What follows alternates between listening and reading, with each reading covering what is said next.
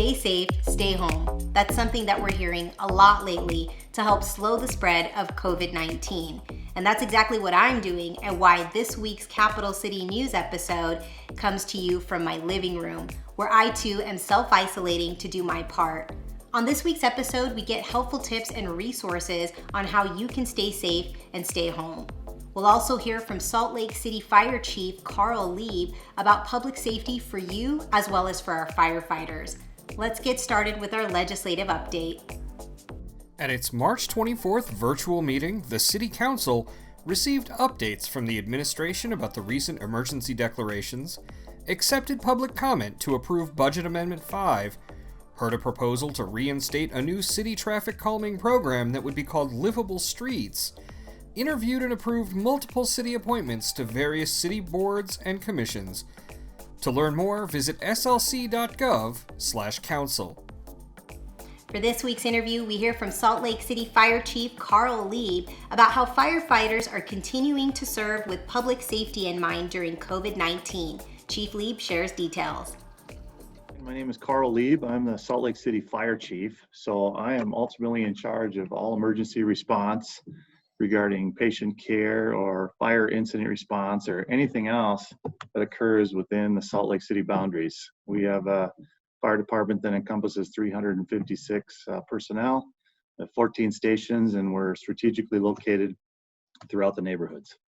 It's not quite business as usual for us. We're operating in a completely different environment. But I think we give the city a sense of, of control, and we're going to get through this together.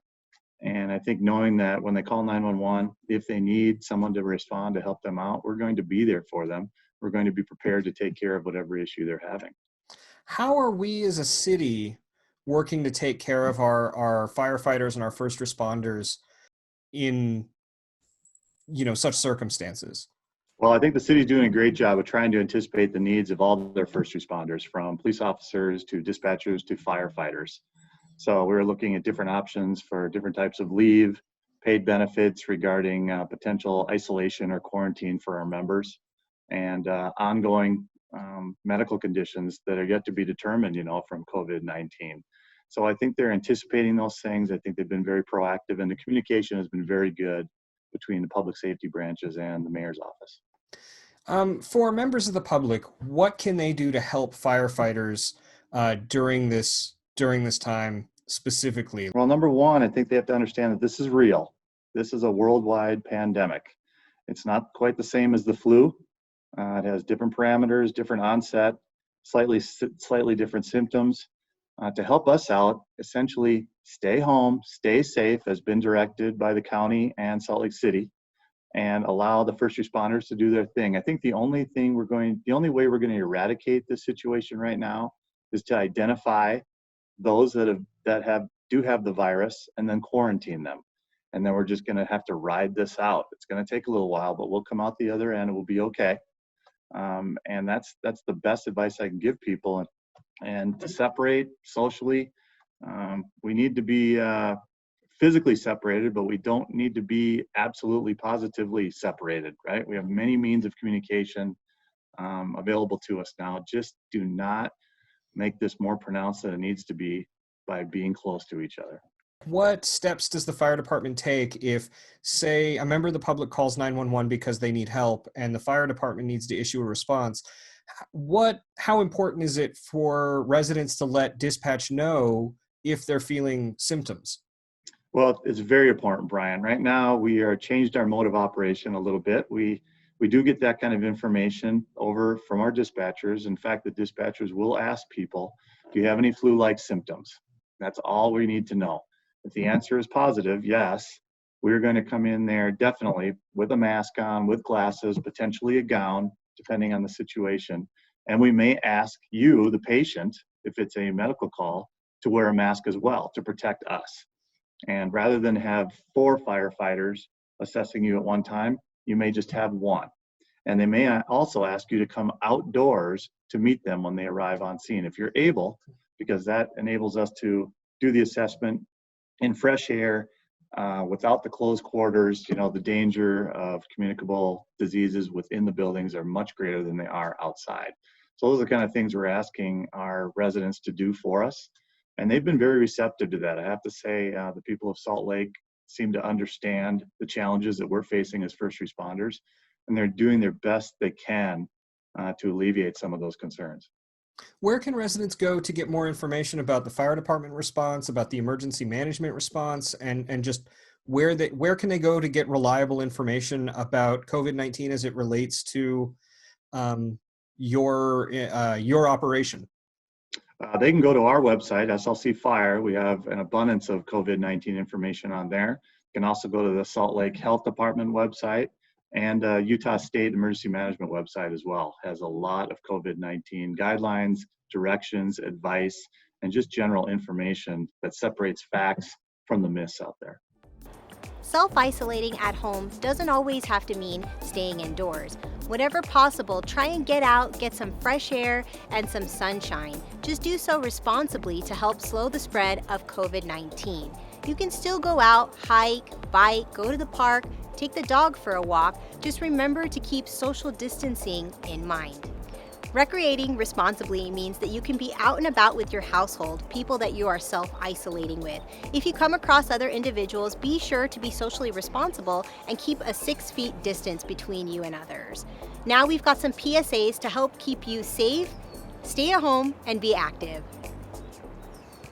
We understand that staying inside while the weather's this beautiful can be hard. Though we suggest not going out if you don't have to, city parks can be a part of your social distancing plan. But for the safety of you and your community, you need to distance yourself there too. Don't use city parks if you're sick. Stay home. Wash your hands often. Don't touch anything unnecessarily. Bear in mind the playgrounds are closed, including school playgrounds. Ensure you're not gathering in groups of over 10 and are vigilant in your social distancing.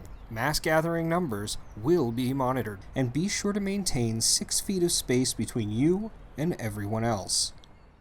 COVID-19 is not a foodborne illness, but packaging could become a concern if it becomes contaminated from someone who's already sick. COVID-19 is believed to be able to live on cardboard up to 24 hours and plastic up to 3 days. But you can do the following to reduce risk. Practice social distancing when buying, picking up, or receiving food. Dispose of food delivery packaging. Disinfect boxes, cans, and containers using disinfectant wipes or soap and water. Run cold water on your produce items and then dry them with a clean paper towel or dish towel. Cook or reheat to temperatures of at least 165 degrees Fahrenheit. And always wash your hands before eating. The outbreak of COVID-19 will be stressful for most people, causing fear and anxiety which could be overwhelming.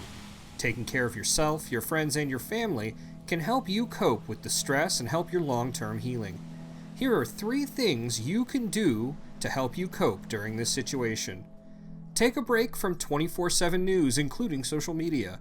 Engage in the activities you enjoy. Take care of your body. Eat healthy, well-balanced meals. Exercise regularly, and get plenty of sleep. But if the stress gets in the way of your daily activities for several days in a row, seek help and call your healthcare provider. The U.S. Census Bureau has extended, delayed, or suspended 2020 census operations in order to protect the health and safety of census employees and the American public, implement guidance from federal, state, and local health authorities, and ensure a complete and accurate count of all communities. As a result, the self-response phase deadline has been extended from July 31st to August 14th.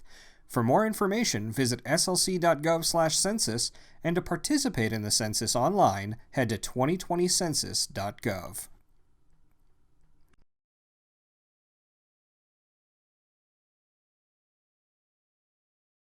If your home or business suffered damage during the recent earthquake, Salt Lake City needs you to inspect, photograph, and document any damage to foundations, interior or exterior walls, roofs, or anywhere else. You can report this damage and request an inspection by completing the assessment survey at our website. Surveys must be completed by April 22nd, 2020. If you've already had an inspection, please email your information to building.services@slcgov.com. For questions or problems, call 801-535-7224. That's it for this episode of Capital City News. Stay connected with us on the latest COVID-19 updates by following @SLCGov on Facebook, Twitter, Instagram, and Nextdoor. You can also visit our YouTube channel at youtube.com/SLCTVmedia for daily briefing updates from the governor and the Utah State Department of Health. Mayor Mendenhall is also hosting daily updates on her Facebook, Twitter, and Instagram accounts, talking about how Salt Lake City is addressing the COVID-19 pandemic. You can also visit our slc.gov website to stay up to date.